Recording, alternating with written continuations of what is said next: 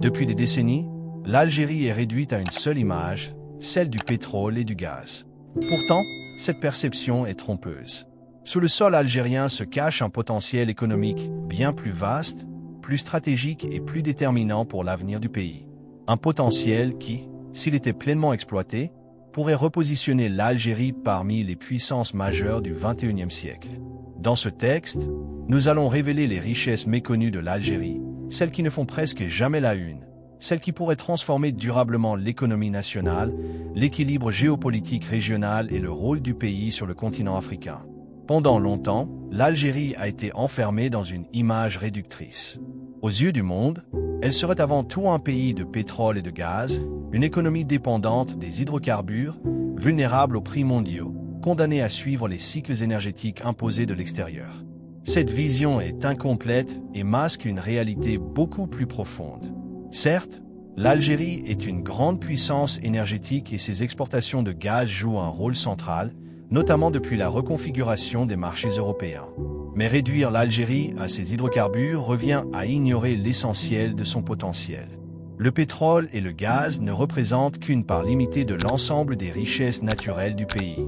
Sous le territoire algérien se trouve l'un des sous-sols les plus diversifiés du continent africain, concentrant des ressources devenues cruciales au XXIe siècle. Ces ressources ne servent pas seulement à produire de l'énergie, mais à structurer des industries entières, à sécuriser des chaînes d'approvisionnement et à renforcer la souveraineté économique d'un État. L'Algérie possède des métaux stratégiques indispensables aux technologies modernes, des minerais nécessaires à l'électronique, aux énergies renouvelables, aux infrastructures industrielles lourdes et même à la défense. Dans un monde où la compétition ne se joue plus seulement sur le pétrole, mais sur les matières premières critiques, cette réalité change tout.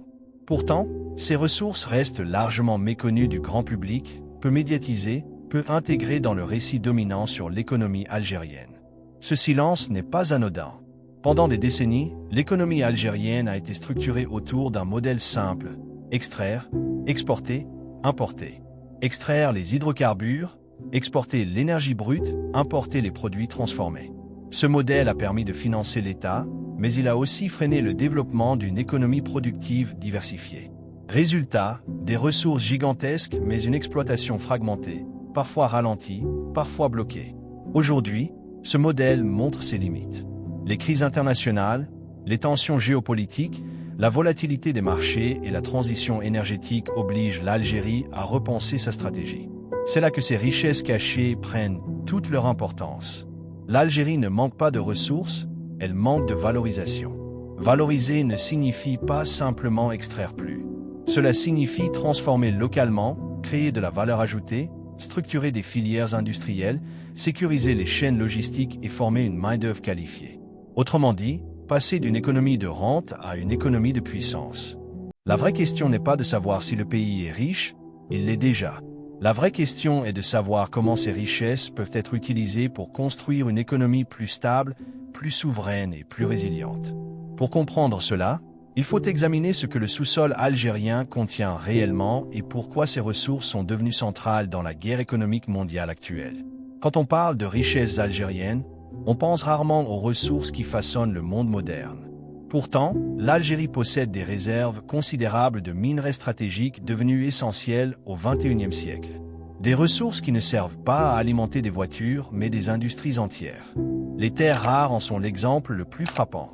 Ces métaux sont indispensables aux smartphones, aux éoliennes, aux batteries, aux systèmes de défense et aux technologies de pointe.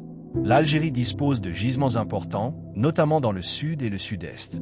Dans un contexte où la Chine contrôle une grande partie du marché mondial, ces ressources prennent une valeur géopolitique majeure. Elles ne sont plus seulement économiques, elles sont stratégiques. À cela s'ajoutent des réserves massives de fer, parmi les plus importantes au monde. Des milliards de tonnes capables d'alimenter une industrie sidérurgique nationale solide. Pourtant, pendant longtemps, ce potentiel est resté sous-exploité. Sans transformation locale, le minerai ne crée pas de puissance, il crée de la dépendance. Les phosphates représentent un autre levier clé. Utilisés dans les engrais, ils sont au cœur de la sécurité alimentaire mondiale. Dans un monde où la population augmente et où les terres agricoles se raréfient, contrôler cette ressource signifie contrôler une partie de l'alimentation de demain. Là encore, l'Algérie dispose d'un avantage structurel. Mais la richesse la plus critique n'est peut-être pas minérale, elle est invisible, l'eau. Sous le Sahara se trouve l'une des plus grandes nappes phréatiques fossiles au monde, une réserve stratégique pour l'agriculture, l'industrie et la stabilité future du pays. Dans les décennies à venir, l'eau pèsera plus lourd que le pétrole dans les rapports de force mondiaux. Toutes ces ressources posent une même question: exploiter ou transformer, extraire ou structurer. C'est ce choix qui détermine si un pays devient dépendant ou souverain. Les richesses naturelles ne font pas les grandes puissances, c'est la capacité à les transformer qui compte. L'Algérie l'a compris progressivement. L'enjeu n'est plus d'exporter des matières premières, mais de bâtir des chaînes de valeur complètes. Extraction, transformation, industrie, exportation. Chaque étape crée de l'emploi, du savoir-faire et de la stabilité. L'agriculture saharienne en est un exemple concret. Ce qui semblait impossible il y a 20 ans devient réalité. Grâce à l'irrigation maîtrisée, à la mécanisation et aux nouvelles technologies, le désert devient productif. Le pays réduit ses importations alimentaires et sécurise ses approvisionnements. Même logique pour l'énergie solaire. Le Sahara algérien reçoit l'un des plus forts taux d'ensoleillement au monde. Cette ressource longtemps ignorée devient un pilier potentiel de l'indépendance énergétique et industrielle. Produire de l'électricité mais aussi de l'hydrogène, c'est produire de l'influence. Mais au-dessus de tout cela, il y a une richesse que rien ne remplace, la population. Une jeunesse nombreuse, formée, connectée. Une génération capable de transformer les ressources en industrie, les idées en projets et les projets en puissance économique. L'Algérie n'est pas pauvre, elle est en transition. Et cette transition ne dépend pas de ce que le pays possède mais de ce qu'il décide d'en faire. Le vrai enjeu n'est pas sous la terre, il est dans la stratégie. L'Algérie n'est pas un pays à découvrir, c'est un pays à comprendre.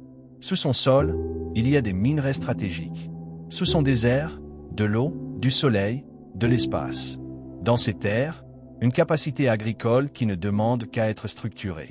Et surtout, dans sa population, une jeunesse capable de transformer ses ressources en puissance réelle.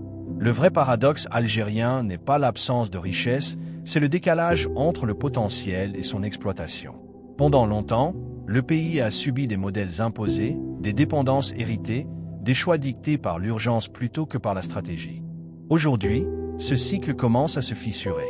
Les projets industriels, agricoles, énergétiques et logistiques montrent une volonté claire: passer d'un pays extracteur à un pays bâtisseur. L'Algérie est à ce carrefour. Elle peut rester un fournisseur de matières premières ou devenir un acteur structurant sur son continent. Elle peut subir les crises mondiales ou les absorber grâce à sa production, ses réserves et ses infrastructures. Elle peut exporter ses jeunes ou leur offrir un avenir sur son propre sol. L'Algérie ne manque pas de richesses. Elle construit lentement mais sûrement la capacité de les maîtriser.